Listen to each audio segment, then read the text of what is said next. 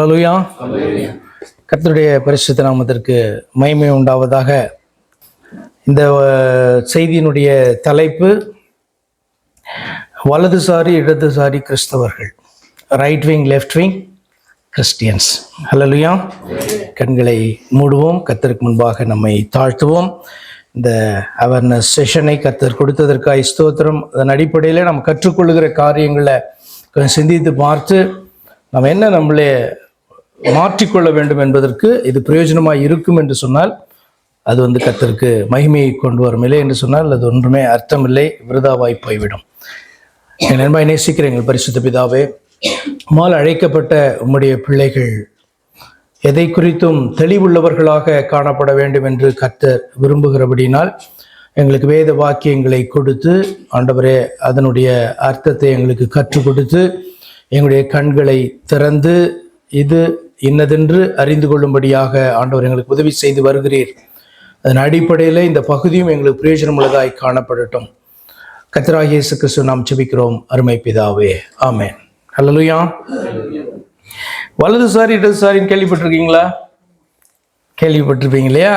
People with two extreme opposite ideas, philosophy, believes, இதுதான் பார்த்தீங்க அப்படின்னு சொன்னால் வலதுசாரி இடதுசாரி. இந்த பக்கம் இல்லைன்னா இந்த பக்கம், அப்படிலாம் கிடையாது, நடுவில்லாம் கிடையாது, கொஞ்சம் கொஞ்சம் டூ எக்ஸ்ட்ரீம்.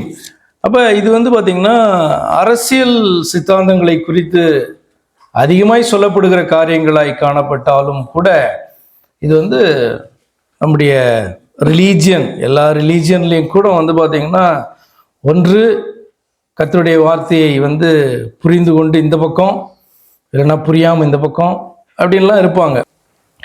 சரி, இடதுசாரிகள் அப்படின்னு சொல்லும்போது வலதுசாரிகளை மூட நம்பிக்கை உள்ளவர்கள், பழமைவாதிகள் அப்படின்ட்டு சொல்லுகிறார்கள். வலதுசாரிகள் இடதுசாரிகளை அடிப்படை நம்பிக்கைக்கு முரணானவர்கள் அல்லது அவைகளை எதிர்ப்பவர்கள் என்று ஒருவரை குற்றம் சாட்டுகிறது உண்டு.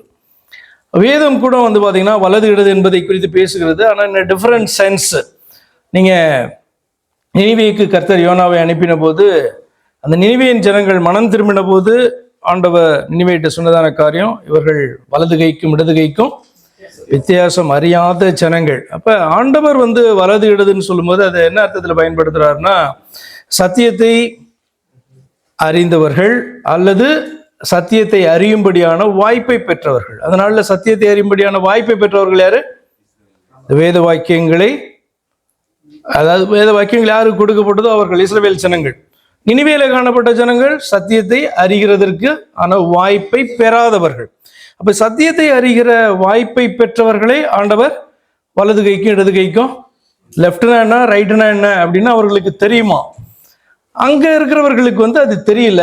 நான் எப்படி அவர்களுக்கு ஒரு வாய்ப்பு கொடுக்காம அவர்களை நான் அழிப்பேன் அப்படின்ட்டு என்ன பண்றாரு ஆண்டவர் அவரிடத்துல சொன்னார். அதே மாதிரி பிரசங்கி 10:2 இப்படி ஒரு வசனத்தை வாசிப்பீங்க. ஞானியின் இருதயம் வலது கையிலும் மூடனின் இருதயமோ இடது கையிலும் இருக்கும். ஒரு மனுஷனுடைய இருதயம் வலது கையில இல்லை இடது கையில இருக்கிறத வைத்து அவன் ஞானி மூடன் கண்டுபிடிக்க முடியுமா? அது என்ன அர்த்தம்னா, இவன் சத்தியத்தை அறிந்து அதை ஏற்றுக்கொண்டவன் அப்படின்னு அர்த்தம். இன்னும் ஒருவன் பார்த்தீங்கன்னா சத்தியத்தை ஏற்றுக்கொள்ளாத மனிதனாய் காணப்படுறான். அதனாலதான் வலது கை இடது கை என்று ஆண்டவர் சொன்னார். சரி, வசனத்தை நம்ம பாயிண்ட்டுக்கு வந்துடுவோம். வசனத்தை தவறாக புரிந்து கொள்ளுகிறவர்கள் வலதுசாரி என்றால், வசனத்தை புரிந்தே கொள்ளாதவர்கள் இடதுசாரி ஜனங்க. நான் சொல்லிட்டே வரும்போது நம்ம எந்த பக்கத்தில் இருக்கோம் அப்படின்றத நம்ம பார்க்கணும். எப்படி இருக்கணும்னு ஆண்டவர் விரும்புகிறார் என்பதை குறித்து நம்ம ஆராய்ந்து பார்க்க வேண்டும். வசனத்தை புரிந்து கொள்ளுகிறவன், தவறாக புரிந்து கொள்ளுகிறவன் வலது சாரி, வசனத்தை புரிந்தே கொள்ளாதவன் இடதுசாரி. உதாரணமாக இப்போ யூத மார்க்கத்தை எடுத்துக்கிட்டிங்கன்னா, யூத மார்க்கத்தில் பரிசேயர்களை நீங்கள் வலதுசாரி என்று சொல்லுவீர்களானால், சதுசேயர்கள் என்ன சொல்லலாம்? கம்ப்ளீட்டா இன்னொரு எக்ஸ்ட்ரீம்ல இருக்கிறாங்க. இவங்க ரெண்டு பேருக்கும் சம்பந்தமே கிடையாது. ஆனா ரெண்டு பேரும் எதுல இருக்காங்க? ரெண்டு பேரும் யூத மார்க்கத்துக்குள்ள காணப்படுறாங்க. ஒரே தெய்வத்தை அவர்கள் நம்புகிறார்கள். ஆனாலும் கம்ப்ளீட்டா அவர்களுடைய அந்த விசுவாசத்தின் அடிப்படையில ஒருத்தன் வலது பக்கம், இன்னொருத்தன் இடது பக்கம். உதாரணமாக நான் உங்களுக்கு சில காரியங்களை காண்பிக்கிறேன். மத்தேயு 9:34 இப்படி வாசிக்கிறோம். மத்தேயு 9:34 இயேசுவானவர் பிசாசுகளை துரத்தின போது இப்படியான ஒரு காரியத்தை அந்த பரிசேயர் அவரை பார்த்து சொன்னாங்க. பரிசேயரோ, இவன் பிசாசுகளின் தலைவனாலே பிசாசுகளை துரத்துகிறான் என்றார்கள்.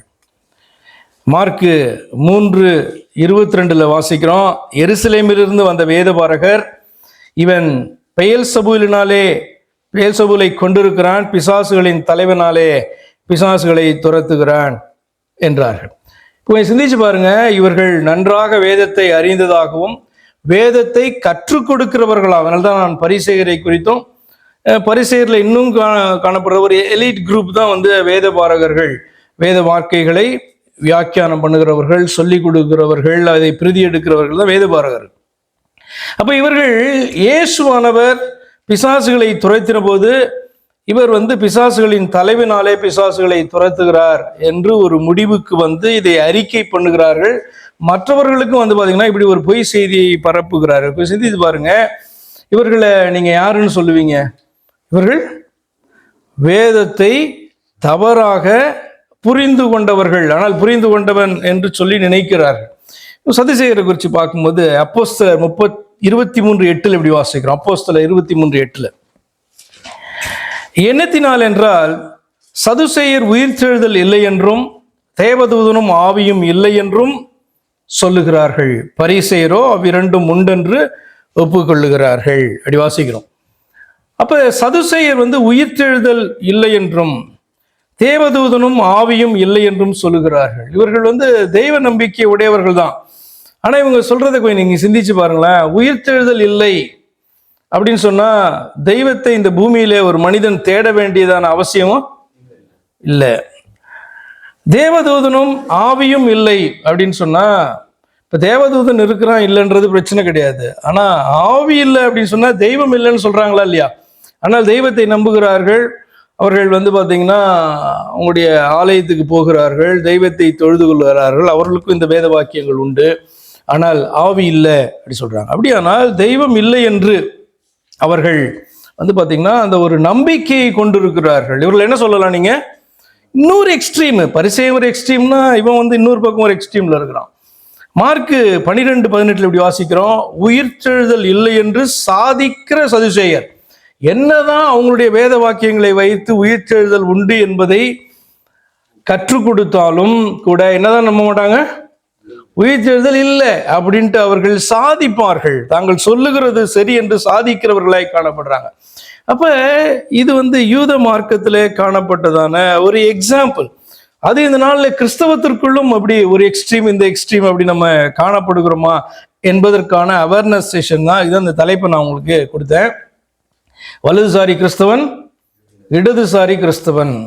கேட்கும் போதே உங்களுக்கு ரொம்ப வித்தியாசமாய் காணப்படுது. என்ன அது? அதிகமா இந்த நாட்கள் நீங்க கேள்விப்படுவீங்க. இது இந்த நாட்கள்ல கிடையாது, இது எப்பொழுதுமே பாத்தீங்கன்னா இந்த உலகத்துல இருக்கிறதான காரியங்கள் தான் அது. யூரோப்பா இருந்தாலும் அமெரிக்காவா இருந்தாலும் இந்த தேசத்துக்குள்ள காணப்பட்டாலும் நீங்கள் இந்த பிரிவினையை நீங்கள் பார்க்க முடியும். அப்ப ஏன் நீங்க ஆதியாகம புஸ்தகத்துல இருந்து இதை கூட பார்க்க முடியும். என்ன அப்படின்னா, ஆண்டவர் ஆதாமிட்டையும் ஏவாளிடத்திலையும் ஒரு காரியத்தை சொன்னார். என்ன அப்படின்னா, இந்த நடுவிலே வைக்கப்பட்டிருக்கிற, தோட்டத்தின் நடுவிலே வைக்கப்பட்டிருக்கிற ஒரு விருட்சத்தினுடைய கனியை நீ புசிக்க கூடாது, புசிக்கிற நாளிலே சாகவே சாவாய் அப்படின்ட்டு ஆண்டவர் சொன்னார். இதுதான் ஆண்டவருடைய கமாண்ட். பிசாசானவன் அவளை வஞ்சிக்கும்படியாய் அவளிடத்துல பேசும் பொழுது அவள் சொல்லுகிறதான ஒரு காரியத்தை நீங்க பாத்தீங்கன்னா ஆச்சரியமா இருக்கும். என்னன்னா, ஆதியாகமம் 3ஆம் அதிகாரத்துல 3வது வசனத்துல, தோட்டத்தின் நடுவில் இருக்கிற விருட்சத்தின் கனியை குறித்து தேவன், நீங்கள் சாகாதபடிக்கு அதை புசிக்கவும் அதை தொடவும் வேண்டாம் என்று சொன்னார் அப்படின்ட்டு அவர் சொல்றா. இது என்ன அப்படின்னு சொன்னா, ஒரு வலதுசாரி தாட் இது. என்ன கேட்கிறான், இதுல இருக்கிறதெல்லாம் ஆண்டவர் சாப்பிடக்கூடாதுன்னு சொன்னாரா அப்படின்ட்டு. ஆனால் ஆண்டவர் எல்லாவற்றையும் சாப்பிடலாம், ஒன்றை மாத்திரம் என்ன பண்ணக்கூடாது, புசிக்க கூடாது, புசிக்கிற நாளிலே சாகவே சாவாய். ரொம்ப சிம்பிளான ஒரு கமாண்ட். ஆனால் அதை பாத்தீங்க அப்படின்னு சொன்னா, பிசாசு கேட்கும் போது அவர் சொல்லுகிறதான காரியம், அதை புசிக்கவும் வேணாம், அதை தொடவும் வேண்டாம் அப்படின்ட்டு அவர் சொல்லுகிறதான காரியம் என்ன அப்படின்னு சொன்னா, ஒரு வலதுசாரி மனப்பான்மை, ஆண்டவர் சொல்லாததான ஒரு காரியத்தை அதில் இணைத்து பாத்தீங்கன்னா சொல்லுகிறதான ஒரு காரியம். அப்ப இது பாத்தீங்கன்னா அப்படின்னு சொன்னா, வலதுசாரி தாட்னா, இடதுசாரி தாட் என்னவா இருக்கும்? எனக்கு சுதந்திரம் இருக்கு, நான் என்ன பண்ணலாம்? எல்லா கனிகளையும் புசிக்கலாம், தோட்டத்தில் விருட்சத்தில் இருக்க எல்லா கனிகளையும் நான் புசிக்கலாம், என்னை யார் தடுப்பாரு? இது என்ன தாட்டு? இடதுசாரி தாட்டு. சுதந்திரம் என்கிறதன் பெயர்ல நமக்கு விலக்கப்பட்ட காரியத்தை நான் செய்வேன் என்று நம்ம காணப்படுவோம் என்று சொன்னால் அது என்ன தாட்டு? இடதுசாரி தாட்டு. வலதுசாரி தாட்டு என்ன? ஆண்டவர் எதை சொன்னாரோ அதை தான் செய்யக்கூடாதே ஒழிய அதுல எக்ஸ்ட்ராவா உன்னை சொல்லி என்ன பண்ணக்கூடாது. ஆண்டவர் இதையும் சொன்னாரு அப்படின்ற மாதிரி என்ன பண்ணக்கூடாது, சொல்லக்கூடாது. இது ரொம்ப நம்மளை பரிசுத்தமாக நம்ம காத்து கொள்ளுகிறதாகவும், ரொம்ப கீழ்ப்படுகிறதற்காக நம்மை அர்ப்பணித்ததாகவும், நம்மளே பாத்தீங்கன்னா மனுஷ போதனைகளை உள்ளே கொண்டு வருகிற காரியம். அப்ப இது ஈஸியா இப்படி இருந்தீங்கன்னா என்ன பண்ணலாம்? பிசாசு ஈஸியா ஏமாத்தலாம். ஆண்டவர் சொன்ன உண்மையை சொல்லி இதுதான் நான் நம்புகிற காரியம் என்று நிற்பீர்கள் சொன்னால் பிசாசு ஓடி போவான்.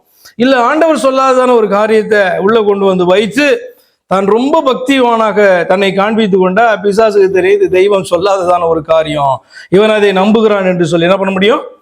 ஏமாற்ற முடியும். அப்ப இந்த எல்லைக்கும் ஓடக்கூடாது, இந்த எல்லைக்கும் ஓடக்கூடாது. அதுக்காக நடுவில் நிற்பனா? நடுவில் நிற்க கூடாது. ஒவ்வொரு காரியத்திலையும் ஆண்டவர் என்ன எதிர்பார்க்கிறார், என்ன சொல்லி இருக்கிறார் என்பதை அறிகிறவன் பேர் தான் கிறிஸ்தவன்.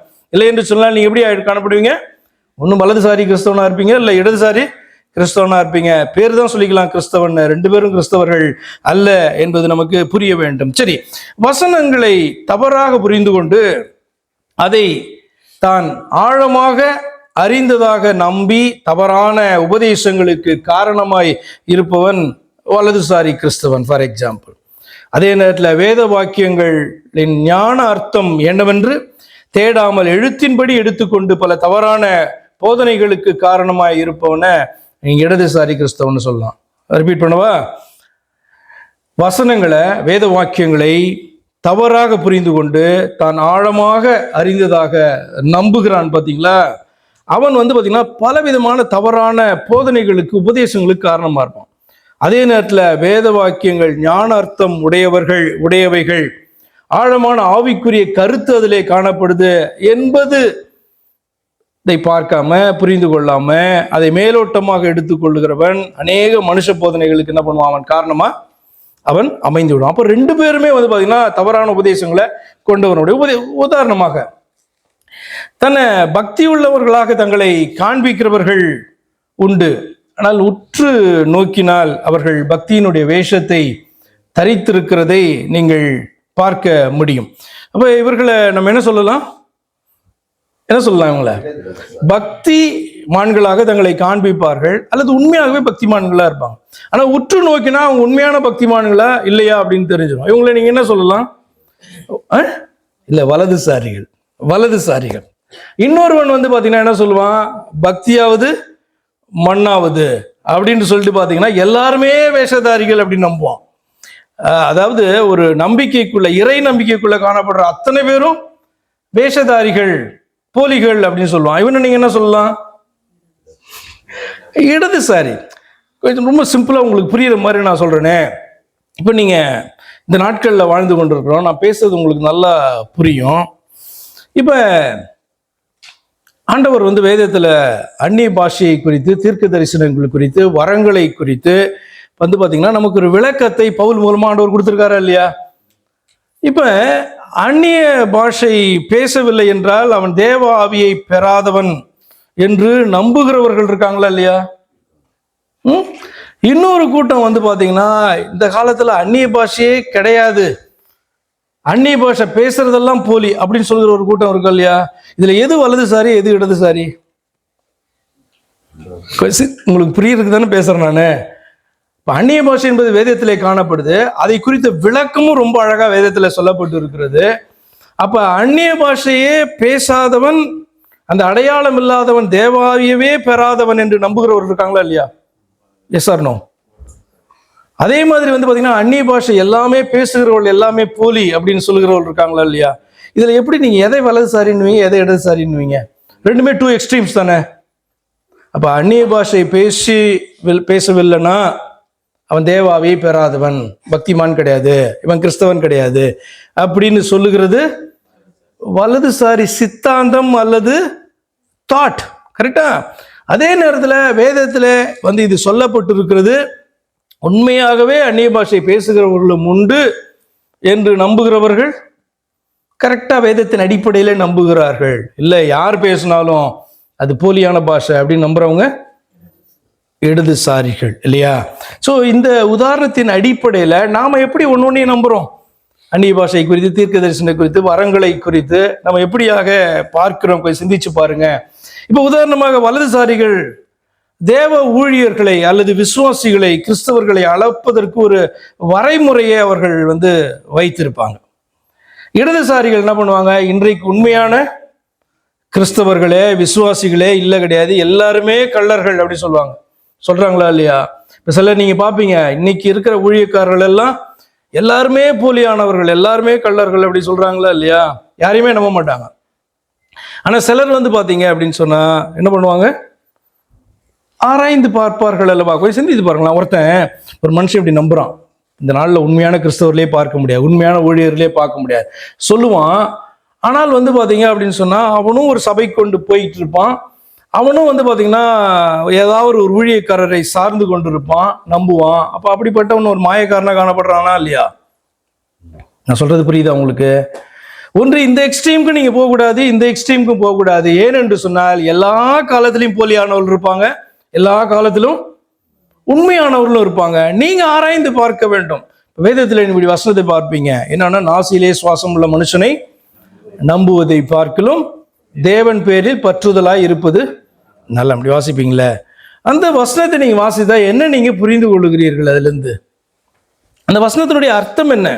மனுஷனை நம்பக்கூடாது அப்படிதான் புரிந்து கொள்வீங்க. ஆனா மனுஷனை நம்பக்கூடாதா? மனுஷனை நம்பக்கூடாதுன்னா எப்படி நீங்க இயேசு கிறிஸ்துவ நம்ப முடியும்? இயேசு கிறிஸ்து மனுஷனா காணப்படலையா? இயேசு கிறிஸ்து பேசுறது சத்தியம் என்று நீங்கள் ஆராய்ந்து பார்ப்பதுக்கு வேத வாக்கியங்களை ஆராய்ந்து பார்க்கணும், அவருடைய செயல்களை பார்க்க வேண்டும். இல்லை என்று சொன்னால் அவரை நீங்க எப்படி நம்ப முடியும்? அப்ப நாசியிலே சுவாசம் உள்ள மனுஷனை நம்புவதை பார்க்கலும் கர்த்தர் பேரில் பற்றுதலா இருப்பது நலம் என்பதனுடைய அர்த்தம் என்ன அப்படின்னா, தெய்வத்தை நம்புவதை பார்க்கல நீ மனுஷனை நம்பாத, அவன் ஒர்த்து கிடையாது. ஏன் அப்படின்னு சொன்னா, தெய்வத்தை நீங்கள் எல்லா காலத்திலும் அவருடைய எல்லா வார்த்தைகளையும் நீங்க எப்பயுமே நம்ப முடியும், மனுஷனை நீங்க அப்படி நம்ப முடியாது. அவன் உங்களை ஏமாற்றக்கூடியவனாக இருக்க முடியுமேன்னு சொல்றாரு ஒழிய எல்லா மனுஷனும் எப்பயுமே ஏமாற்றுகிறவனா இருப்பான், அவனை நீங்க நம்பாதீங்கன்னா ஆண்டவர் ஒருபோதும் சொல்லல. அப்ப மனுஷனே நாம நம்ப மாட்டேன், எல்லாருமே போலி அப்படின்றவன் என்னது? வலதுசாரி இடதுசாரியா? அவன் இடதுசாரி இல்லையா? அப்ப அந்த வசனத்தை நீங்கள் சரியாக புரிந்து கொள்ளல அப்படின்னு சொன்னா அதுல இருந்து எப்படியாக வரும் என்றால், அது ஒன்று தவறான உபதேசங்களுக்கு வழிவகுக்கிறதாய் காணப்படும். வசனத்தினுடைய ஞான அர்த்தத்தை நீங்க பார்க்காம போனாலும் அதுவும் பாத்தீங்கன்னா தவறான உபதேசங்களுக்கு காரணமாக மாறிவிடும். சரி, ஆபரண அலங்கரிப்பு என் சுதந்திரம் என்போர் ஒரு பக்கம், எல்லா நகைகளையும் கழுட்டு என்பவர் ஒரு பக்கம். உண்டா இல்லையா? ஏன் இஷ்டம், நான் பாத்தீங்கன்னா எப்படி பண்ணுவேன், எப்படி வேணா அலங்கரிப்பேன், எவ்வளவு வேணா அலங்கரிப்பேன், இது என் சுதந்திரம் என்கிறவர்கள் ஒரு பக்கம். இன்னொரு பக்கம் இல்லை, இதெல்லாம் பக்திக்கு விரோதமான காரியம், யாருபடியெல்லாம் நகை என்ன பண்ணக்கூடாது, ஆபரணத்தை போடக்கூடாது, கழுட்டு அப்படின்னு சொல்லுகிறது ஒரு. எங்க இருந்து வந்தது? ஏன் இப்படி வந்தது? வேதம் என்ன சொல்லி கொடுக்கிறது? பவுலும் பேதுரும் பேசுகிற வார்த்தைகளை நான் உங்களுக்கு முன்னாடி கொண்டு வருகிறேன். 1 பேதுரு புஸ்தகம் 3ஆம் அதிகாரம் 3-4 வசனங்களை வாசிக்கலாம். 1 பேதுரு 3:3. மயிரை பின்னி பொன்னாபரணங்களை அணிந்து உயர்ந்த வஸ்திரங்களை உடுத்திக் கொள்ளுதலாகிய புறம்பான அலங்கரிப்பு உங்களுக்கு அலங்காரமாயிராமல் அழியாத அலங்கரிப்பாய் இருக்கிற சாந்தமும் அமைதலுள்ள ஆவியாகிய இருதயத்தில் மறைந்திருக்கிற குணமே உங்களுக்கு அலங்காரமாய் இருக்க கடவுது, அதுவே தேவனுடைய பார்வையில் விலையேற பெற்றது. இது நீங்க மேலோட்டமாய் பார்த்தீங்கன்னா என்ன முடிவுக்கு வருவீங்க? மனுஷனை நம்புவதை பார்க்கலும் தேவன் பேரில் பற்றுதலாய் இருப்பது நலம் என்று சொல்லுகிறது. மனுஷனையே நம்பக்கூடாது என்று ஆண்டவர் சொல்றாரு அப்படின்ற அர்த்தத்திலையும் எடுக்க முடியும் இல்லையா? அதாவது என்னை நம்புகிறதான இடத்திலே நீ மனுஷனை நம்புவது அர்த்தமற்றது, எனக்கு சமமாக நீ மனுஷனை நம்புவது அர்த்தமற்றது, என்னை பார்க்கல நீ மனுஷனை நம்புவது அர்த்தமற்றது அப்படின்றதான் அதனுடைய அர்த்தம் இல்லையா? அப்ப அதை போல இந்த இடத்துல மயிரை பின்னி பொன்னாபரணங்களை அணிந்து உயர்ந்த வஸ்திரங்களை உடுத்திக் கொள்ளுதலாகிய, மயிரை பின்னுதல் தப்பா? பொன்னாபரணங்களை அணிந்து கொள்ளுதல் அப்படின்றது தவறா? சிந்தித்து பாருங்க. உயர்ந்த வஸ்திரங்களை உடுத்திக் கொள்ளுதல் பார்த்தீங்கன்னா பாவமா? புறம்பான அலங்கரிப்பு இவைகள் எல்லாம். இவைகள் உங்களுக்கு அலங்காரமாயிராமல் அழியாத அலங்கரிப்பாய் இருக்கிற சாந்தமும் அமைதலும் உள்ள ஆவியாகிய இருதயத்தில் மறைந்திருக்கிற குணமே உங்களுக்கு அலங்காரமாய் இருக்க கடவது. அதுவே தேவனுடைய பார்வையில் வெளியேற பெற்றது. அப்படின்னா என்ன அர்த்தம்னா, உண்மையா இருக்க வேண்டியதான அமைதல் உள்ள ஆவியாகிய இருதயத்தில் மறைந்திருக்கிற குணம், சாந்தம், இதெல்லாம் இல்லாம நான் ஆபரணத்தினாலே என்னை அலங்கரித்துக் கொள்ளுவேன், நான் பாத்தீங்கன்னா உயர்ந்த வஸ்திரங்களினாலே புறம்பான அலங்காரத்தை நான் பண்ணுவேன் அப்படின்றது எதை குறிக்கிறது என்று சொன்னால், அதுதான் ஆண்டவருடைய பார்வையில அருவருப்பா காணப்படும். நல்லா சிந்தித்துக் கொள்ளுங்க. சாந்தம், அமைதலுள்ள ஆவியில மறைந்திருக்கிற குணம், இவைகள் இல்லாததான ஒரு ஸ்திரீ தன்னை புறம்பாக அலங்கரித்துக் கொள்வதற்கு அதிக மதிப்பு கொடுப்பார் என்று சொன்னால் அதுல என்னது அர்த்தம் இல்லை, அது அருவருப்பானது. அப்ப எதுதான் அடிப்படையாய் காணப்பட வேண்டும்? அடிப்படையாக சாந்தமும் அமைதலுள்ள குணமும் பாத்தீங்கன்னா ஸ்திரீகளுக்கு அல்லது எல்லாருக்குமே காணப்பட வேண்டியது. சரி, இவர் பவுல் பாத்தீங்கன்னா இது எப்படி சொல்றாரு? 1 தீமோத்தேயு 2:10 தகுதியான வஸ்திரத்தினாலும் நாணத்தினாலும் தெளிந்த புத்தியினாலும் தேவ பக்தி உள்ளவர்களுக்கென்று சொல்லி இருக்கிற ஸ்திரீகளுக்கு ஏற்றபடியே நற்கிரியினாலும் தங்களை அலங்கரிக்க வேண்டும். இவர் என்ன சொல்றாரு? இவரும் இதே தான் சொல்றாரு. என்ன அப்படின்னு சொன்னா, ஒரு ஸ்திரீக்கு நாணம், வெட்கம், அதாவது எந்தெந்த இடத்துல பாத்தீங்கன்னா நாணப்பட வேண்டும் என்று இல்லை அப்படின்னு சொன்னா அர்த்தம் இல்லை. தெளிந்த புத்தி, தேவ பக்தி உள்ளவர்களுக்கென்று சொல்லிக் கொள்ளுகிறான ஸ்திரீகளுக்கு ஏற்ற நற்கிரிய, இதெல்லாம் இல்லாதபடிக்கு வெளிப்பிரகாரமான அலங்காரம் காணப்படும் என்று சொன்னால் அது அர்த்தமற்ற அலங்காரமாய் காண. அப்ப எதுக்கு முக்கியத்துவம் கொடுக்கிறோம்? உள்ளே காணப்படுகிறதான குணங்களுக்கு முக்கியத்துவம் கொடுக்காம வெளிப்பிரகாரமான அலங்காரம் என்பது ஆண்டவருடைய பார்வையில அருவருப்பானது. நீ அலங்காரம் பண்ண வேண்டாம், நீ நல்ல வஸ்திரங்கள் உடுத்த வேண்டாம் அப்படின்ட்டு வேதம் ஒருபோதும் சொல்லவே இல்லை. நன்றாக புரிந்து கொள்ளுங்க. அப்ப ஆபரண அலங்கரிப்பு என் சுதந்திரம் என்று சொல்லுகிறவர்கள் முதலாவது உள்ளுக்குள்ள காணப்படுறதான ஆண்டவர் என்னிடத்திலே விரும்புகிறதான குணம் எனக்குள் காணப்படுகிறதா என்று பார்க்க வேண்டும். இல்லை நான் வெளியில மட்டும் நான் அலங்கரிப்பேன் அப்படின்னு சொன்னா அது அர்த்தமற்ற காரியமாகிடும். அப்ப என்ன பண்ணுவோம்? ஒருத்தன் வலதுசாரி மாதிரி திங்க் பண்ணி எல்லா நகையும் ஆபரணத்தையும் நீ கழிட்டு அப்படின்னு சொல்லுவான். ஏன்னா அவனுடைய பார்வை வெளியில தான் காணப்படுது. இன்னொருத்தருடைய பார்வை எப்படி காணப்படும்? இது ஏன் சுதந்திரம், நீ என்ன சொல்றது, நான் எப்படி வேணாலும் நான் போடுவேன், தகுதிக்கேற்ப இடத்திற்கு ஏற்ப நான் இந்த காரியத்தை செய்ய மாட்டேன் அப்படின்னு என்ன பண்ணலாம்? அவங்க அதை எதிர்க்கிறவர்களாய் காணப்படலாம். ஆரம்பத்திலே சொன்னால, people with two set of thoughts, extreme opposite thoughts. என்னன்னா இவன் இப்படி சொன்னான்னா அவன் அதுக்கு ஆப்போசிட்டா சொல்லுவான். இடதுசாரி என்ன சொல்லுவான்? வலதுசாரியினுடைய நம்பிக்கை சரியில்லைன்னுவான். அவன் என்ன சொல்லுவான்? இவனுடைய நம்பிக்கை சரியில்லை, அடிப்படையான காரியங்களை எதிர்க்கிற ஒரு மனுஷனா இருக்கிறான் அப்படின்ட்டு அவன் சொல்லுவான் இல்லையா? இது கிறிஸ்தவத்திற்குள்ளேயும் காணப்படுதா இல்லையா? இப்போ ஒத்துக்கிறீங்களா இல்லையா? டைட்டில் ஓகேவா? சரி, பாருங்க. அடுத்ததாக, வெள்ளை சட்டை தான் போட வேண்டும் என்போர் ஒருபுறம், இல்லை கருப்பு சட்டை தான் போட்டு என் எதிர்ப்பை காண்பிப்பேன் என்போர் மறுபுறம். ஆனா சபை கூடுதலுக்கு அல்லது நான் வருகிறதான இடத்திற்கு எது பாத்தீங்கன்னா தகுதியானது என்று தீர்மானிப்பது நம்முடைய கடமையா இல்லையா? இப்போ ஒரு விருந்து வீட்டுக்கு போறீங்க, நீங்க எப்படி போகணும்னு உங்களுக்கு தெரியுமா இல்லையா? என்ன ட்ரெஸ் போட்டு போகணும், எப்படி போகணும்னு தெரியும்ல? ஒரு துக்க வீட்டுக்கு போறீங்க, அந்த வீட்டுக்கு எப்படி ட்ரெஸ் போட்டு போகணும்னு உங்களுக்கு தெரியுமா தெரியாதா? அப்ப சபைக்கு வரும்போதும் எப்படி வரணும் அப்படின்னு நமக்கு தெரியுமா இல்லையா?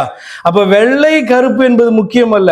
அப்ப கருப்புன்னா நீ ஏதாவது ஒரு காரியத்தை அதுல சொல்ல விரும்பி செய்யறியா, அல்லது வெள்ளையை எதிர்க்கிறதற்காகவே கருப்பு சட்டை போடுறியா? நான் சொல்ல வர்றது புரியுதா? ஏன்னா ஒரு செட் ஆஃப் பீப்புள் வெள்ளை சட்டை போட்டாதான் அது தூய்மை, வெள்ளை சட்டை போட்டாதான் பரிசுத்தம் அப்படின்ட்டு நினைக்கிறவர்கள் மத்தியில நான் இதெல்லாம் எதிர்க்கிறேன் என்றதற்காக கருப்பு போடுறியா? சிந்தித்து பார்க்கணுமா இல்லையா? அப்போ வலதுசாரியா இருக்கிறோமா, இடதுசாரியா இருக்கிறோமா, அல்லது தகுதியான ஒரு காரியத்தை வேதத்தின் அடிப்படையில் நம்ம செய்கிறோமா என்று நம்ம சிந்தித்து பார்க்க வேண்டியது கிறிஸ்தவனுக்கு அவசியம். வைத்தால் குடுமி, எடுத்தால் மொட்டை அப்படின்னு ஒரு பழமொழி நீங்க கேட்டிருப்பீங்க இல்லையா? வைத்தால் குடுமி என்ன அர்த்தம்?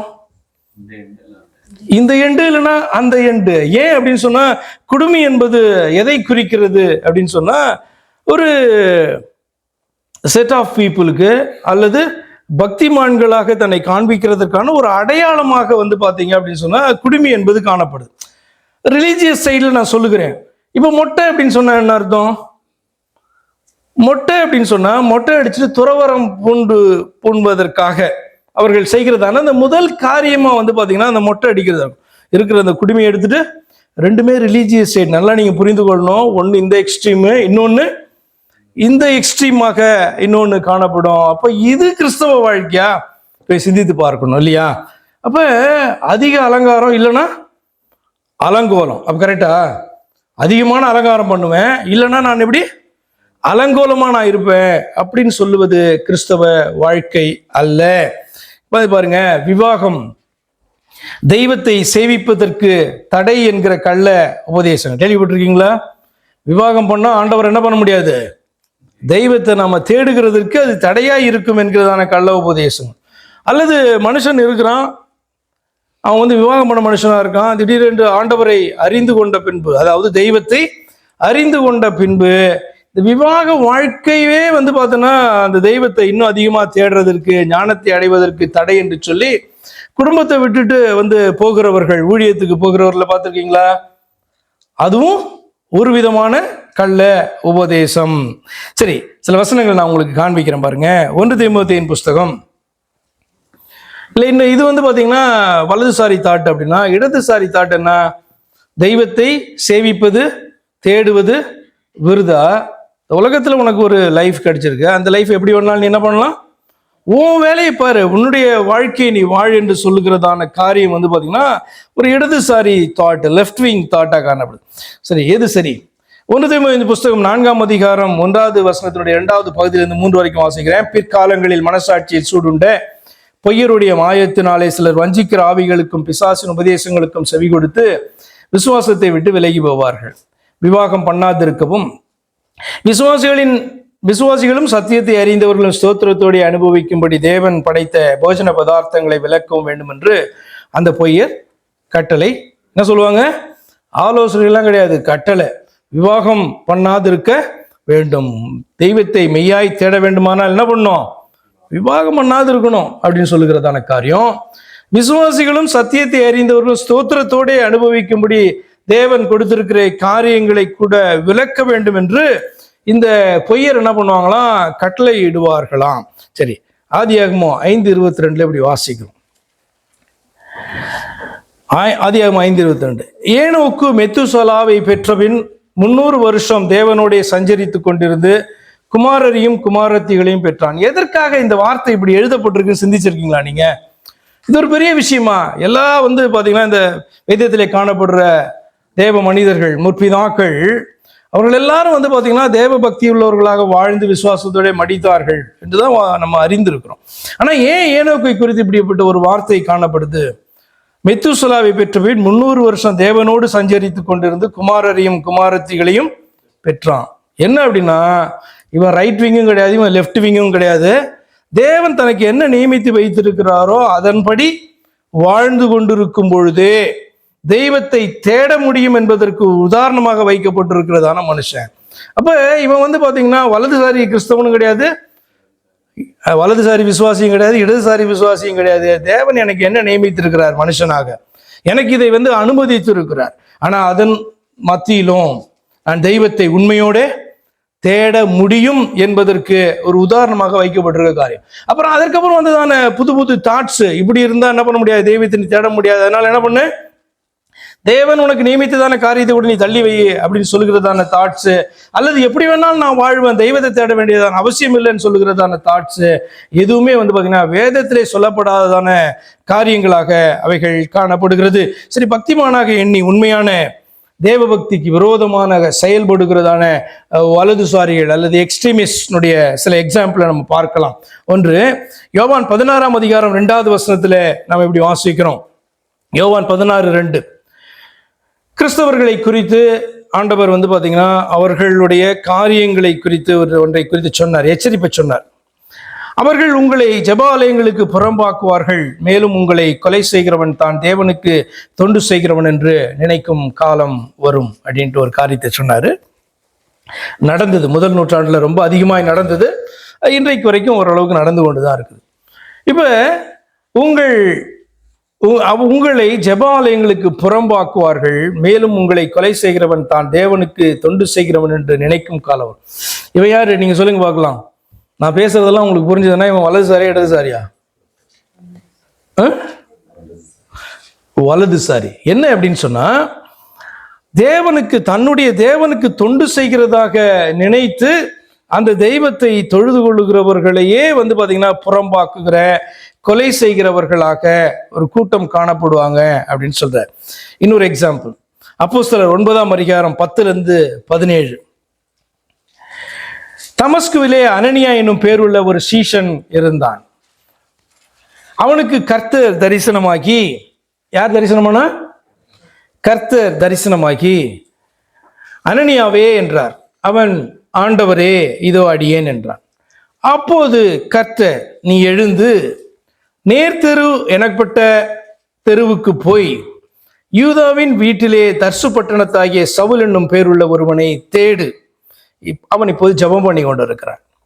அனனியா என்னும் பேருள்ள ஒரு மனுஷன் தன்னிடத்தில் வரவும் தான் பார்வையடையும்படி தன்மேல் கைகளை வைக்கவும் தரிசனம் கண்டான். அதற்கு அனனியா சொல்றான், அனனியா, ஆண்டவரே, இந்த மனுஷன் எருசலேமில் உள்ள உம்முடைய பரிசுத்த வான்களுக்கு எத்தனையோ பொல்லாங்குகளை செய்தான் என்று அவனை குறித்து அநேகரால் கேள்விப்பட்டிருக்கிறேன். யாருடைய பரிசுத்தவான்களுக்கு? தரிசனமான அந்த கர்த்தருடைய பரிசுத்தவான்களுக்கு விரோதமாக எவ்வளவோ காரியங்களை என்ன பண்றாங்க, செய்கிறவனாய் இருக்கிறான்னு கேள்விப்பட்டிருக்கேன். அடுத்தது, இங்கேயும் உம்முடைய நாமத்தை தொழுது கொள்ளுகிற யாவரையும் கட்டும்படி அவன் பிரதான ஆசாரியரால் அதிகாரம் பெற்றிருக்கிறானே என்றான். அனனியாவுடைய கான்வர்சேஷன், தன்னிடத்துல பேசுகிற கர்த்தரிடத்துல அனனியாவுடைய கான்வர்சேஷன். அதுல என்ன ஒரு காரியம் அடங்கி இருக்கிறது என்று சொன்னால், இந்த கர்த்தருடைய பரிசுத்த வான்களுக்கு பொல்லாப்பு செய்கிற ஒரு மனுஷனாக இந்த சவுல் காணப்படுறான். அடுத்து, இங்கும் உம்முடைய நாமத்தை தொழுது கொள்ளுகிற யாவரையும் கட்டும்படி. அப்ப இந்த ஆதி திருச்சபை யார் தான் தொழுது கொள்ளப்பட்டா? யாருடைய நாமம் தான் தொழுது கொள்ளப்பட்டது? கர்த்தருடைய, இயேசு கிறிஸ்துனுடைய நாமம் தொழுது கொள்ளப்பட்டது. 15வது வசனம். அதற்கு கர்த்தர், நீ போ, அவன் புறஜாதிகளுக்கும் ராஜாக்களுக்கும் இஸ்ரவேல் புத்திரருக்கும் என்னுடைய நாமத்தை அறிவிக்கிறதற்காக நான் தெரிந்து கொண்ட பாத்திரனாயிருக்கிறேன். கர்த்தர் பாத்தீங்கன்னா அனனியாக்கு எக்ஸ்பிளனேஷனை கொடுக்குறாங்க. நீ போ, நான் தெரிந்து கொண்ட, என் நாமத்தை அறிவிக்க தெரிந்து கொண்ட பாத்திரம் அப்படி சொல்றாங்க. 16, அவன் என்னுடைய நாமத்தின் நிமித்தம் எவ்வளவாய் பாடுபட வேண்டும் என்பதை நான் அவனுக்கு காண்பிப்பேன் என்றார். அப்போது அனனியா போய் வீட்டுக்குள் பிரவேசித்து அவன் மேல் கையை வைத்து, சகோதரனாகிய சவுலே, நீ வந்த வழியிலே உனக்கு தரிசனமாகிய இயேசுவாகிய கர்த்தர் நீ பார்வையடையும்படிக்கு பரிசுத்தாவினால் நிரப்பும்படிக்கு என்னை அனுப்பினார். என்ன போய் சொல்றாங்க சவுல் இடத்துல? உங்ககிட்ட வழியில தரிசனமானார் இல்ல, இயேசுவாகிய கர்த்தர், அவர் என்னிடத்துல பேசினார். நிறைய விஷயங்கள் நீங்க அறிந்து கொள்ள முடியும். கர்த்தர் என்று சொன்னால் அது இயேசு கிறிஸ்து என்றும், அவர்தான் தொழுது கொள்ளப்படத்தக்கவர் என்றும், அவருடைய நாமத்தை தொழுது கொள்வதற்கு விரோதமாக எழும்பி அந்த பரலோகத்தின் தெய்வத்துக்கு சேவை செய்கிறதாக காணப்பட்டதான சவுலுடைய முந்தின வாழ்க்கை அது எப்படியாய் காணப்பட்டது? அவனுடைய நம்பிக்கை, அவனுடைய விசுவாசம் எல்லாம் எப்படி காணப்பட்டதுன்னா ஒரு வலதுசாரி தாட்டா காணப்பட்டது. அந்த பரலோகத்தின் தெய்வத்திற்கு ஊழியம் செய்கிறதாக நினைத்து அவரை ஏற்றுக்கொண்டிருக்கிற, அதாவது இயேசுவானவரை ஏற்றுக்கொண்டிருக்க, அவர் பூமியில வந்தபோது அவரை ஏற்றுக்கொண்டிருக்கிறதான ஜனங்களுக்கு விரோதமாக பாத்தீங்கன்னா செயல்படுகிற ஒரு மனுஷனாய் காணப்பட்டான். பாருங்க, இது வலதுசாரி சவுல். பாருங்க, அடுத்து இன்னொரு காரியம். அதுக்கப்புறம் அவன் உண்மையான சத்தியத்தை அறிந்து அவன் கிறிஸ்தவன் ஆனான் என்று சொல்லியும் நாம் அறிந்திருக்கிறோம். அப்போஸ்தலர் 15 அதிகாரத்துல போய் சில காரியங்களை நீங்க பாருங்க. வலதுசாரினா என்ன, இடதுசாரினா என்னன்றது சில புரிதல் உங்களுக்கு உண்டாகும். 15ஆம் அதிகாரம் 1வது வசனம், அடுத்து 5வது வசனத்தை வாசிக்கலாம். சிலர் யூதேயாவிலிருந்து வந்து நீங்கள் மோசேயினுடைய முறைமையின்படியே விருத்த சேதனம் அடையாவிட்டால் ரட்சிக்கப்பட மாட்டீர்கள் என்று சகோதரருக்கு போதகம் பண்ணினார்கள். கிறிஸ்தவர்கள் ஆயிட்டாங்க, யூத மார்க்கத்திலிருந்து கிறிஸ்தவர்கள் ஆயிட்டாங்க. ஆனா இன்னைக்கு என்னதான் காணப்படுது? இன்னும் வலதுசாரி சிந்தனை காணப்படுது.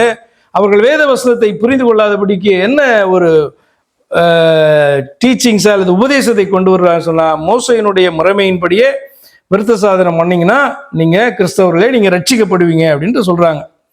அப்போது 5வது வசனம், அப்போது பரிசேய சமயத்தாரில் விசுவாசிகளான சிலர் எழுந்து பரிசேயராய் காணப்பட்டு அதற்கு பின்பு கிறிஸ்தவர்களாக மாறின விசுவாசிகள் பார்த்தீங்கன்னா காணப்பட்டார்கள். அவர்கள் எழுந்து அவர்களை விருத்த சேதனம் பண்ணுகிறதும் மோசேயின் நியாயப்பிரமாணத்தை கை கொள்ளும்படி அவர்களுக்கு கற்பிக்கிறதும் அவசியம் என்றார்கள். இவர்கள் கிறிஸ்தவர்கள், நல்லா புரிந்து கொள்ளுங்க. யூத மார்க்கத்திலிருந்து கிறிஸ்தவர்கள் ஆயிட்டாங்க. கிறிஸ்தவத்திற்குள்ள வந்த பிறகும் இவர்களில் எப்படி பிரிவினை காணப்படுகிறது என்று சொன்னால், ஒருவன் வலதுசாரி தாட்டோட கூட காணப்படுறான். வேதத்தில் இது சொல்லப்படாததான காரியம். ஒரு பெரிய பிரச்சனை அந்த இடத்துல எழும்புகிறது. என்ன நடக்கிறது? 19-20 வருஷங்கள் எப்படி வாசிக்கிறீங்க, காணப்படுறதான மூப்பர்கள் பார்த்தீங்கன்னா இதற்கு ஒரு முடிவை கொண்டு வருகிறார்கள். புறஜாதியாரில் தேவனிடத்தில் திரும்புகிறவர்களை கலங்க பண்ணலாகாதென்றும் விக்கிரகங்களுக்கு படைத்த அசூசியானவைகளும் வேசித்தனத்திற்கு நெருங்குண்டு செத்ததற்கும் இரத்தத்திற்கும் விலகி இருக்கும்படி அவர்களுக்கு நாம் எழுத வேண்டும் என்று நான் தீர்மானிக்கிறேன் என்று ஒரு முடிவு என்ன பண்றாங்க, எடுக்கிறாங்க. ஏன் அப்படின்னு சொன்னா, விருத்த சேதனம் என்பதற்கு ஆவிக்குரிய அர்த்தம் உண்டு. ஆனபடினாலே நாம் யூதர்களாக இருக்கிறபடினாலே விருத்த சேதனத்தை அடைந்திருக்கிறோம். ஆனால் புறஜாதியிலிருந்து கிறிஸ்துவனிடத்துல வருகிறதான தேவ ஜனங்களிடத்துல இதை நீங்க ஃபோர்ஸ் பண்ணக்கூடாது. இது வேதத்துல சொல்லப்படாததான காரியம். ஆனபடினால என்னதான் அவர்களுக்கு விளக்கணும், அவங்களுக்கு என்ன கட்டளை கொடுக்கலாம் அப்படின்னா, விக்கிரகங்களுக்கு படைத்த அசுசியானவைகளுக்கும் வேசித்தனத்திற்கும் நெருங்குண்டு செத்ததற்கும் இரத்தத்திற்கும் விலகி இருக்கும் 4 காரியங்கள் என்ன பண்றாங்க, எழுதுறாங்க. நீ வலதுசாரியா இருந்தாலும் சரி, இடதுசாரியா இருந்தாலும் சரி, எல்லா மனுஷருக்கும் கொடுக்கப்பட்டிருக்க ஒரு காரியத்தை என்ன பண்றாங்க, அவர்கள் எழுதுறாங்க. விக்கிரகங்களுக்கு படைக்கப்பட்டதை புசிக்க கூடாது. ஏன் என்று சொன்னால், விக்கிரகத்தை நம்பி அதற்கு செய்யப்பட்டதான ஒரு காரியம், நல்ல மீட்டு தான் நான் சாப்பிடுவேன் அப்படி சாப்பிடக்கூடாது. ஏன்? இடதுசாரி என்ன சொல்லுவாங்க, எதை சாப்பிட்டா என்ன அப்படின்னு சொல்லுவாங்க இல்லையா? அப்ப ரத்தம் சிந்தி செத்ததான ஒன்று, நெருக்குண்டு செத்ததான ஒன்று, ரத்தத்திற்கு விலகி இருக்குன்னா என்ன அர்த்தம்? ரத்தத்தை குடிக்கிறதெல்லாம் ஒரு ரிலீஜியஸான ஒரு காரியம் தெரியுமா உங்களுக்கு? ரத்தத்தை குடிக்கிறதான, மிருகத்தை கொன்று அதனுடைய ரத்தத்தை குடிக்கிறதான காரியம். அப்ப ரத்தத்துக்கு நீ விலகணும். நெருக்குண்டு செத்ததை நீ என்ன பண்ணக்கூடாது, அது சாப்பிடக்கூடாது. இன்னொன்று என்னது, விக்கிரகங்களுக்கு படைக்கப்பட்டது அசூசி ஆயிடுச்சு, அதை நீ என்ன பண்ணக்கூடாது, அது தெரிஞ்சிருச்சு இல்ல, அதுக்கப்புறம் என்ன பண்ணக்கூடாது, அதை நீ சாப்பிடக்கூடாது, வேசித்தனம் பண்ணக்கூடாது அப்படின்னு என்ன பண்றாங்க. அப்ப நான் வலதுசாரி எதையுமே சாப்பிட மாட்டேன் அப்படின்னு சொல்றதும் தப்பு. அதே நேரத்தில் பாத்தீங்க அப்படின்னு சொன்னா, நான் இடதுசாரி எதை வேணாலும் நான் சாப்பிடுவேன், விக்கிரகத்துக்கு படைக்கப்பட்டாலும் சாப்பிடுவேன், நெருக்குண்டு செத்ததுனாலும் சாப்பிடுவேன், ரத்தத்தை நான் புசிப்பேன், இது ஒன்றும் பிரச்சனையே கிடையாது அப்படின்னு சொல்றதான காரியம் இருக்கக்கூடாது. எதை எதை நீ செய்யலாம், எதை எதை நீ செய்யக்கூடாது என்பது மிக தெளிவாக சொல்லப்படுது. கடைசியாக ஒரு காரியத்தை சொல்லி நான் முடிக்க விரும்புகிறேன். கொலேசியர் 2:21 கொலேசியர் 2:21-23 இப்படி வாசிக்கிறோம். 3 வருஷங்களையும் வாசித்துடலாம். மனுஷருடைய கற்பனைகளின் படியையும் போதனைகளின் படியும் நடந்து தொடாதே, ருசி பாராதே, தீண்டாதே என்கிற கட்டளைகளுக்கு உடன்படுகிறது என்ன? இது தேவன் கொடுத்த கட்டளையா இருந்ததுன்னா நீ என்ன பண்ணக்கூடாது, ஆமா நீ தொடக்கூடாது, ருசி பார்க்க கூடாது, தீண்டக்கூடாது. ஆனால் மனுஷருடைய கற்பனையாய் காணப்பட்டதுன்னா என்ன பண்ணலாம், அது நீ அவசியம் மீறுறதுக்கு பார்க்கணும், அப்படித்தானே? இதை தொடக்கூடாது, இதை செய்யக்கூடாது, இதை சாப்பிடக்கூடாது அப்படின்னு மனுஷன் சொன்னா நீ எதை சாப்பிடணும். ஏன் அப்படின்னு சொன்னா, நீ மனுஷருடைய கற்பனையை நம்பி ஆண்டவர் உனக்கு வைத்திருக்கிறதே நீ விளக்குகிறாய் என்று மாறிவிடும் அல்லவா? எனக்கு ஏதோ ஒரு காரியம், எனக்கு இது இந்த காரணத்தினால பிடிக்கல, அந்த காரணத்தினால பிடிக்கல, என்னுடைய சரீரத்துக்கு ஒத்துக்கல அப்படின்னா அது வேற காரியம். ஆனா மனுஷர் சொன்னாங்க அப்படின்ட்டு நீ செய்வேன்னா அது விசுவாசத்தின் அடிப்படையில மாறிவிடும். நன்றாக புரிந்து கொள்ள வேண்டும். எனக்கு இது பிடிக்கல, எனக்கு இது அருவருப்பா இருக்குது, எனக்கு இது சாப்பிட்டா ஒவ்வாமையா இருக்குது, சாப்பிடாம இருக்கலாம். ஆனா ஒரு மனுஷர்கள் உனக்கு தடை செய்து இது சாப்பிடக்கூடாதுன்ட்டு ஆண்டவர் உனக்கு நியமித்த காரியத்தை, அனுமதித்திருக்கிற காரியத்தை நீ விளக்குவாய்ன்னு சொன்னால் அது நம்பிக்கை விசுவாசத்தின் அடிப்படையிலே அமைகிறபடினாலே பவுல் சொல்றாரு, மனுஷருடைய கற்பனைகளின்படியின் போதனையின்படியும் நடந்து தொடாதே, ருசி பாராதே என்கிற கட்டளைகளுக்கு நீ உட்படுகிறது என்ன? இவைகளெல்லாம் அனுபவிக்கிறதுனால் அழிந்து போகுமே. இப்படிப்பட்ட போதனைகள் சுய இஷ்டமான ஆராதனையும், அப்படின்னா அந்த ஆராதனை, அந்த நம்பிக்கையெல்லாம் சுயமான ஒரு காரியம், மாயமான தாழ்மை, சரீர ஒடுக்கத்தை பற்றி இருக்கிறதே அன்றி வேற ஒன்றும் இல்லை, அது வேற எதுக்கும் அது பிரயோஜனப்படாது அப்படி சொல்றாரு. கடைசியாக நான் என்ன முடிக்கிறேன் அப்படின்னா, I believe left or right both are extreme. இப்போ எக்ஸ்ட்ரீமிஸ்ட் அப்படின்னு சொன்னா எப்படி சொல்லுவாங்க, நார்மலா வலதுசாரிகள் தான் எக்ஸ்ட்ரீமிஸ்ட்னு சொல்லுவாங்க. அப்படி இல்லை, நான் என்னத்தை நம்புகிறேன் அப்படின்னா, ரெண்டுமே both opposite extremes. Don't be an extremist. நீங்க பார்த்தீங்க அப்படின்னு சொன்னா, ஒரு பக்கத்தை சார்ந்து கொண்டு நிற்காதீர்கள். என்னதான் செய்யணும்? இது சரியா, இது தகுதியானதா என்று வேத வாக்கியங்களின் அடிப்படையில் பரிசேயன் நல்ல கிறிஸ்தவனா மாறிடலாம். எப்படி தெரியுமா? வேத வாக்கியங்களின் அடிப்படையிலே அவன் தன் நம்பிக்கையை சரி செய்து கொண்டான் என்றார். சதுசேயன் நல்ல கிறிஸ்தவனா மாறிடலாம். எப்ப தெரியுமா? வேத வாக்கியங்களின் அடிப்படையிலே தன்னுடைய நம்பிக்கையை அவன் ஆராய்ந்து சரி செய்து கொண்டான் என்று சொன்னார். அப்ப நம்மளுடைய திங்கிங்கும் எப்படிதான் காணப்படுது? சிலதெல்லாம் உடைச்சு என்ன பண்ணணும்? நம்ம வெளியில வரணும். ஏன்னா பல வருஷங்களாக நம்ம கொண்டிருக்கிற காரியங்களை நம்மளால என்ன பண்ண முடியாது? உடைக்க முடியாது, கஷ்டமாய் காணப்படும் இல்லையா? அப்ப என்னுடைய நம்பிக்கை என்னவாய் காணப்படுகிறது சொன்னால், லெஃப்டா இருந்தாலும் சரி, ரைட்டா இருந்தாலும் சரி, அது ரெண்டுமே வெவ்வேறு எக்ஸ்ட்ரீம்ஸு. சில நேரங்களிலே ரைட்டு சரியா இருக்கும், சில நேரங்களில் லெஃப்ட் சரியா இருக்கும். ஃபார் எக்ஸாம்பிள், ஆவியும் தேவதூதனும் உண்டு, உயிர்த்தெழுதல் உண்டு என்று சொல்லுகிற காரியத்தில் யார் சரியா இருக்கா? ரைட் விங் சரியா இருக்கு. அதுல லெஃப்ட் விங் மோசமா இருக்கு இல்லையா? அதே நேரத்தில் பார்த்தீங்கன்னா, இதை தொடாதே, அதை செய்யாத, இதை பண்ணாதேன்ட்டு மனுஷ போதனைகளை அதிகமாய் கொண்டு வந்தவர்கள் யாரு காணப்படுறாங்க? பரிசேயர்கள். ஆனா நாங்க எல்லாவற்றையும் மீறுவோம், எல்லாவற்றையும் பார்த்தீங்க அப்படின்னு சொன்னா நாங்க செய்வோம் என்று அவைகள் எல்லாம் முழுசா எதிர்க்கிறவர்கள் சதுசேயர்ல காணப்பட்டாங்க. அம்மா, தேவ பிள்ளைகள் எப்படி காணப்படணும்னா, எந்த ஒரு காரியமா இருந்தாலும் இது தகுதியானதா என்று சொல்லி வேத வாக்கியங்கள் இப்படி ஆராய்ந்து அறிந்து, லெஃப்ட்லயும் நிற்க கூடாது, ரைட்லயும் நிற்க கூடாது, சென்டர்லயும் நிற்க கூடாது. எங்க நிற்கணும்? சத்தியத்தை அறிந்து சத்தியத்திற்கு உறுதுணையாக நிற்க வேண்டும். அவன் தான் யாரு? கிறிஸ்தவன். ஃபார் எக்ஸாம்பிள், இப்ப நீங்க இன்னைக்கு 26ஆம் தேதியா? இன்னைக்கு நேற்று 25 கிறிஸ்து பிறப்பு. 25ஆம் தேதி கிறிஸ்துமஸ் அப்படின்றது நம்ம பிறந்ததுலேருந்து, நமக்கு நினைவு தெரிஞ்சதுலேருந்து, பிறந்ததுன்னு சொல்றது நினைவு தெரிஞ்சதுலேருந்து 25ஆம் தேதி கிறிஸ்துமஸ் நமக்கு, அப்படிதானே? கொஞ்சம் இந்த சபைக்கு வந்ததுலேருந்து உங்களுக்கு பார்த்தீங்கன்னா 25ஆம் தேதின்றது ஒரு முக்கியமான நாள் இல்லை அப்படின்றது உங்களுக்கு ஓரளவுக்கு புரிந்திருக்கும் இல்லையா? ஆனாலும் 25 பார்த்தீங்கன்னா உங்களுக்கு முக்கியமாக மனதிலே காணப்படுது அல்லவா? மிஸ் பண்ணக்கூடாதுன்னு தோணுது இல்லவா? இது எங்கிருந்து வந்தது இந்த தாட்டு? நமக்கு சாதாரணமாக வந்துடல, இப்படியே பழகி இருந்தோம் அல்லவா? உண்மையா சொல்றேன், கிறிஸ்துமஸ் 25ஆம் தேதி இருக்கிறதுக்கு வாய்ப்பே கிடையாது. நீங்க ஆராய்ந்து பார்த்து கொள்ளுங்க. வேதத்தில் ஏன் புதிய ஏற்பாட்டில் அந்த டேட் எல்லாம் குறிக்கல? பழைய ஏற்பாட்டில் நீங்க பார்த்துருப்பீங்களா? இந்த வருடத்துல, இந்த மாதத்துல இப்படி சொல்லியிருக்கோம்ல, அந்த ஹீப்ரு கேலண்டரின் அடிப்படையில் அந்த ஃபெஸ்டிவல்ஸ்க்கு.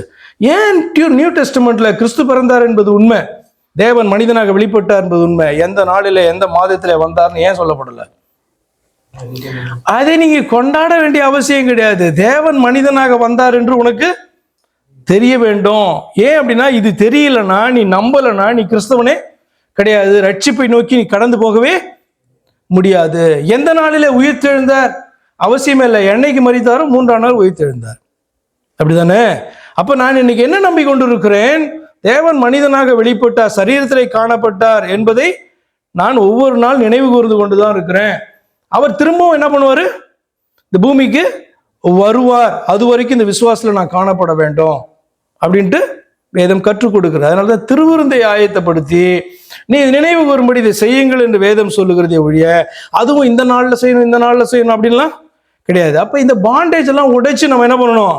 வெளியில வரணும். ஆனா அது ஒண்ணு ஈஸியான காரியம் எல்லாம் கிடையாது. அப்ப நம்மை அறியாமையே நம்ம எப்படி இருக்க முடியும்? ஈஸியா ஒரு வலதுசாரி கிறிஸ்தவனாகவோ அல்லது இடதுசாரி கிறிஸ்தவனா, எல்லாத்தையும் நான் எதிர்க்கிறேன், இது அந்நிய பாஷையே கிடையாதுன்னு எதிர்க்கிறவனாக, அல்லது அந்நிய பாஷை பேசினாதான் பார்த்தீங்கன்னா அவன் பரிசுத்தவான் எண்ணுகிறவனாக நான் என்ன பண்ண முடியும்? மாறிட முடியும். நான் சொல்ல வர்றது புரியுதா உங்களுக்கு? அப்ப எல்லா தாட்டும், நம்முடைய தாட்டெல்லாம் வேதத்தின் அடிப்படையிலே காணப்படுதா?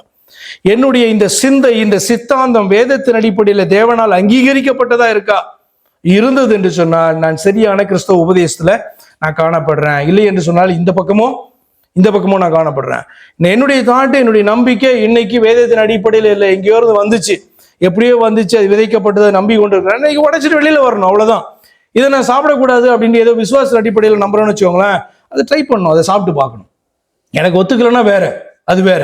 ஏன்னா அது சரீரத்தை பேணுகிறதற்கான காரியம், அதை நீ செய்யலாம், தப்பு கிடையாது.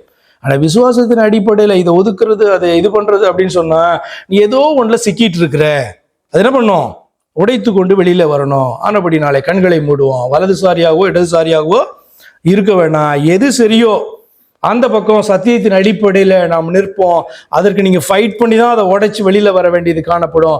1 கொரிந்தியர் 10:23 பவுல் எழுதுகிறார், எல்லாவற்றையும் அனுபவிக்க எனக்கு அதிகாரம் உண்டு, ஆகிலும் எல்லாம் தகுதியாயிராது.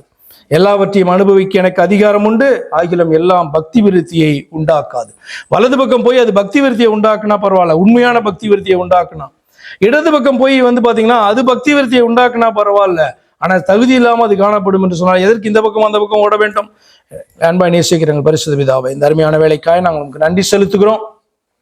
உம்முடைய பிள்ளைகளுக்கு தாவே வேத வாக்கியங்களிலே தெளிவுள்ளவர்களாக ஒவ்வொரு காரியத்தை குறித்தும் ஆண்டவரே தெளிவுள்ளவர்களாய் காணப்பட வேண்டும் என்று ஆண்டவர் விரும்புகிறபடினாலே ஒரு வலதுசாரியைப் போல ஒரு இடதுசாரியைப் போலவோ இல்லாதபடி எது சத்தியம் என்று அறிந்து ஆண்டவரே அதை பிடித்து கொண்டு நிற்க ஆண்டவர் உதவி செய்வீராக.